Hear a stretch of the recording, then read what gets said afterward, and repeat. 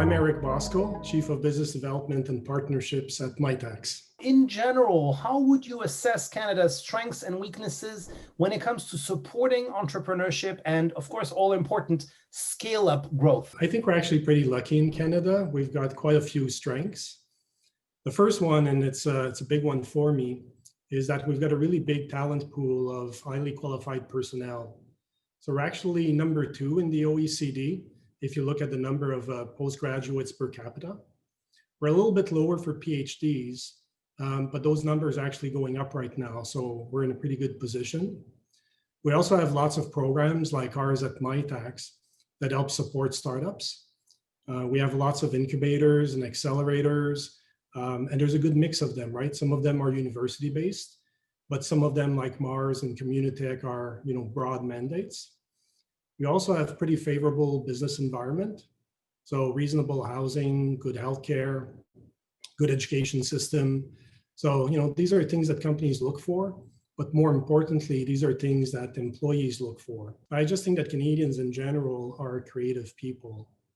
And that comes a little bit also from the fact that we've got very strong diversity, right? There's a lot of different people from different backgrounds, and they bring new ideas to the table. And we've got good immigration policies that support that by our governments.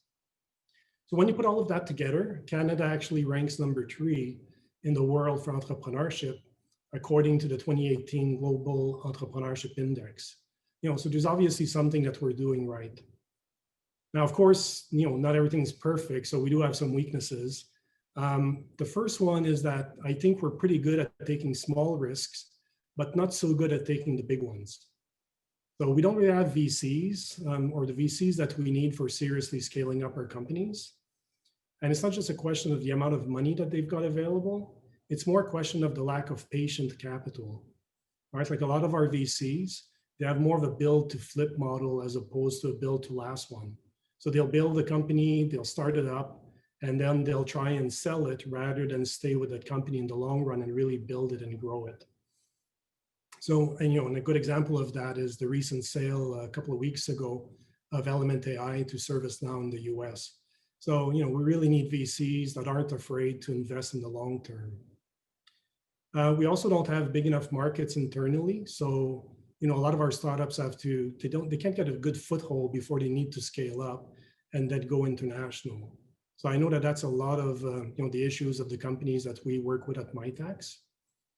And if you're going to go international to find, some VC funding or for your market, you might also be tempted to actually just move the company.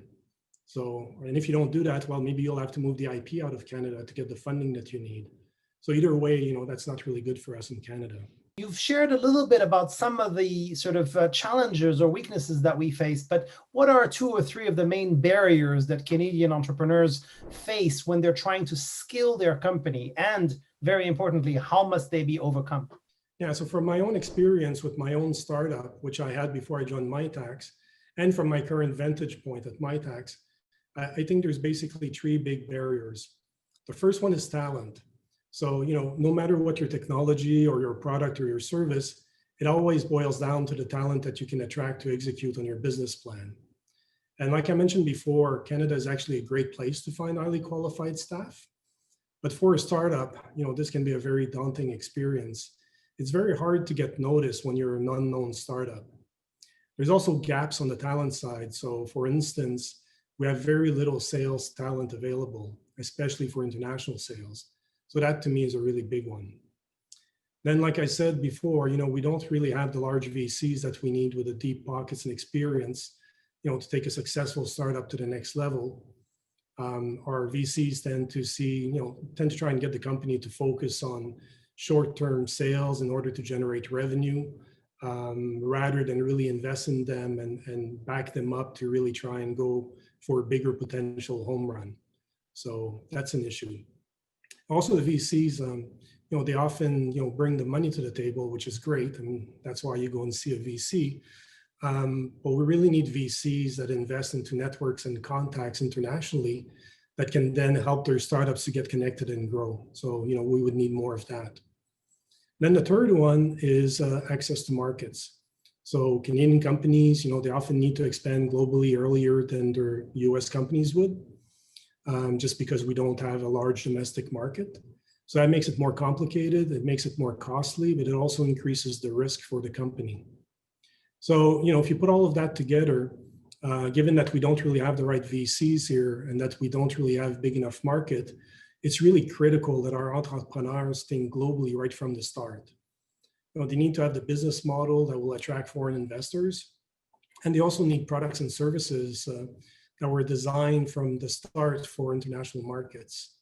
Canada is just too small. What are some of the key indicators that a company is ready to scale up? As you said, you have your own experience. And what advice would you give to entrepreneurs who are at this stage in their company's growth? So, this can vary a lot from company to company, of course, and, depends on their business strategy. But usually it's once they have their products or services in the market and that they start to see, very stable and continued growth of the demand. And this is often the point where, if they continue to build organically, another competitor might come around with a more aggressive approach and actually steal a lot of the market. So, if you see your demand is growing quickly, you should do what it takes to meet that demand and aim to become the dominant player. So my advice would be very simple, just go for it. Don't hesitate, don't overthink things too much. Just follow your instincts and aim to be a leader in your sector. You should also make sure that you have a very strong IP strategy that you can build on, which, by the way, is often something that I see is lacking in some of the companies that we work with. Right, like they focus on the short term rather than long term, and that includes not really thinking through a strong IP strategy that they can build on. What kind of partnerships have to be fostered to help Canadian SMEs scale up? And what does each stakeholder have to do? What role does it have to play, basically, in those partnerships? So, a big stakeholder is obviously the government. But to me, the government is really there to put in place, the right environment and the conditions for the startups to be successful and to grow. I don't think that they should go much beyond that. It's not really, the role that they should be playing. So for example, I don't think that they should be picking winners and losers. The market should be able to do that. So to me, and I might be biased given my role at Mitacs, but I think the more important partnership is really between academia and industry. Since talent plays such a critical role, especially in the knowledge economy. And that's what we do at Mitacs, right? So we have a team of business development officers that are on the ground. They go and meet with the companies, especially the small ones, the startups, and they're there to understand what their dreams or challenges are. And then they go back into our colleges, our polytechnics, our universities. And there they'll find the researchers, the technologies, the equipment, and of course the students that can help the company overcome their challenges and pursue their dreams. And until now, we were limiting ourselves to research and development needs of the companies, but we've recently expanded to cover marketing, business, and law. So we're expanding the kind of talent that we can bring to these companies. We even have a program now that's designed specifically to help startups go abroad and commercialize outside of the country. What type of talent is needed to help companies through their growth stage? And what would you tell startups or SMEs they need to do to attract that talent and, of course, to retain it? On the management side, it's important to realize that the talent that you need for scaling up is actually different than the talent that you needed for starting up. So, it's important to realize this and to add the right people to your management team at the right time. I often see companies that wait way too long before making that shift. The other one, which I mentioned before, is sales talent. So as far as I'm concerned, this is a really big one, especially for international sales. You don't often hear Canadian parents encourage their kids to aim to become great salespeople.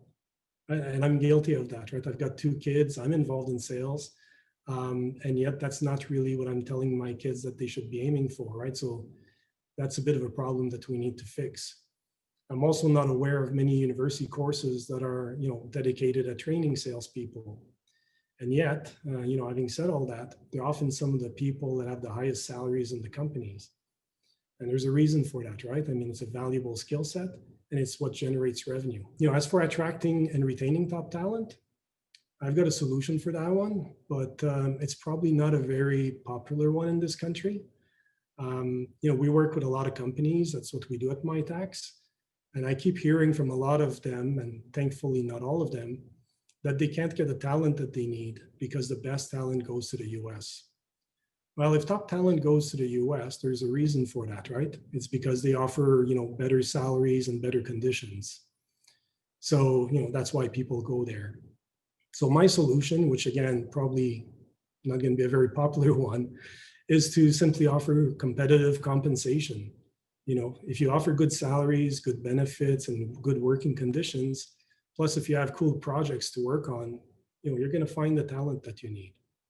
I think a lot of our companies, they just need to grow up and be more competitive, which again, probably not very popular things to say, but that's how the world works. If you had to pitch an individual or group with power, over the Canadian economy, whether it be the government, industry, the youth, whoever you want, to help Canadian companies scale up, and I would add scale up faster and bigger, who would you pitch and what would you say to him, her, or them? Yeah, so like I mentioned earlier, right, I had my own tech company before joining Mitacs. And I knew that there were a lot of programs out there that could help my company, and I should be tapping into. But in the end, I only used one. The one that I used was IRAP. And the reason I used IRAP is because someone showed up at my company. They had a coffee with me. They asked me questions about the company.